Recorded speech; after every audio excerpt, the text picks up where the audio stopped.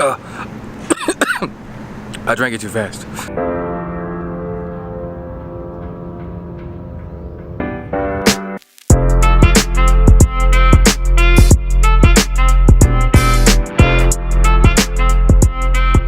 One of the things I get asked the most about instant photography is why are my shots coming out a bit blurry?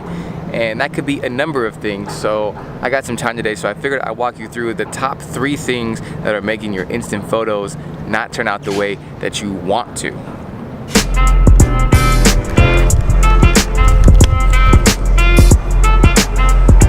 Shooting instant film is always really fun, but it can also be really frustrating when you're spending money on film, but you're not getting the results that you want. So the first tip that I have for you when it comes to getting better instant photos is making sure that you're not moving that much or your subject's not moving that much. Especially with portraits, if you're moving too much when you're trying to get an instant photo, it's gonna come out blurry, or if your subject is moving. So you really want to focus on making sure that not only you as the photographer are still, but your subject is being as still as possible.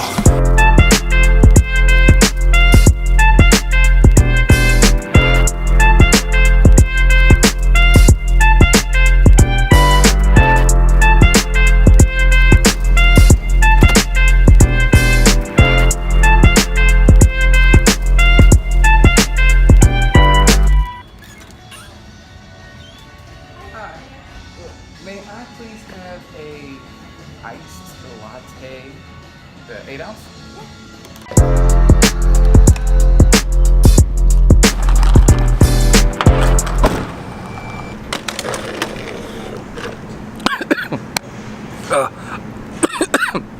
I drank it too fast. But iced coffee, it's like my favorite thing. There's like not too many things in this world that are better than iced coffee.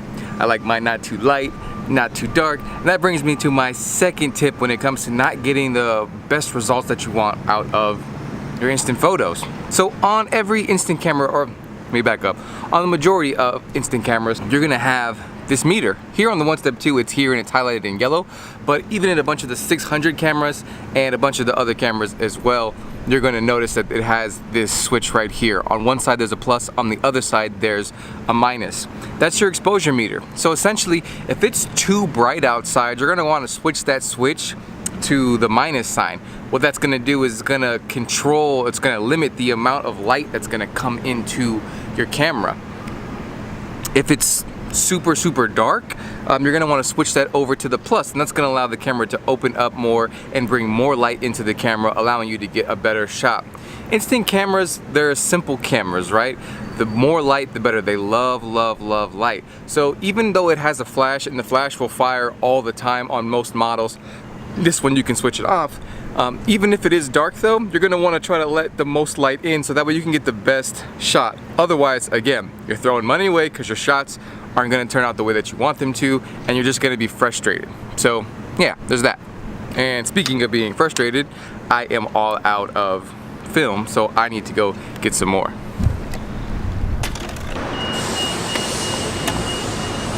And we gotta go right there. My camera shot. Let's go.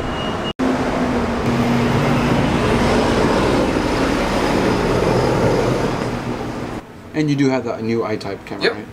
Okay. Yeah, I'm holding it. All right. Oh, okay, cool. Nice.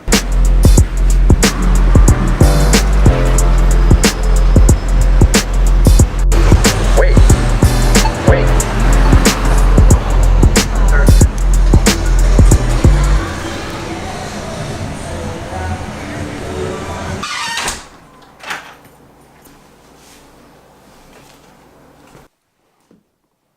And that brings me to my last point. See, anytime you're gonna shoot with instant film, what you have to know is that that film has a shelf life. So the third thing that I see people do wrong when it comes to shooting instant film is they're holding on to their film for way too long.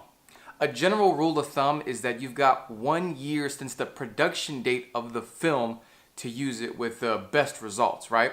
And of course, there's tons of things that you can do in the meantime to kind of prolong the life of your film if you're not gonna use it right away. Like you can keep it cold, keep it stored in the fridge, not the freezer, in the refrigerator, it's going to allow it to keep a lot longer, especially in the summertime. You don't want it to be out and then, you know, changing with the temperature of your apartment, you know, going up and going down.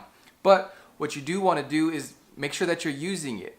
You know, I think a lot of people get film anxiety when it comes to shooting with instant cameras, and what I mean by that is you know, because you're only getting 8 shots and because it is a little bit more expensive, people don't want to shoot. But a general rule of thumb that I like to stick to is I like to use my pack of film, whether it be my I-type from my One Step, 600 film, SX70 film, whatever it may be.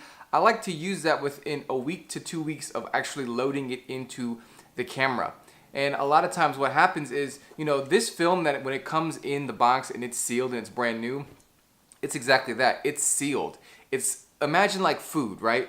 When you buy some food from the store, if it's in a box, it's sealed and it's protected and it has a shelf life. When you open up that film and you load it into your camera, now that clock is ticking. So the longer you wait to use the film that you've loaded into the camera, the more you're probably going to see it degenerate over time a lot faster. So the last recommendation I have is make sure you use your film within at least 1 to 2 weeks of after you load it into your camera.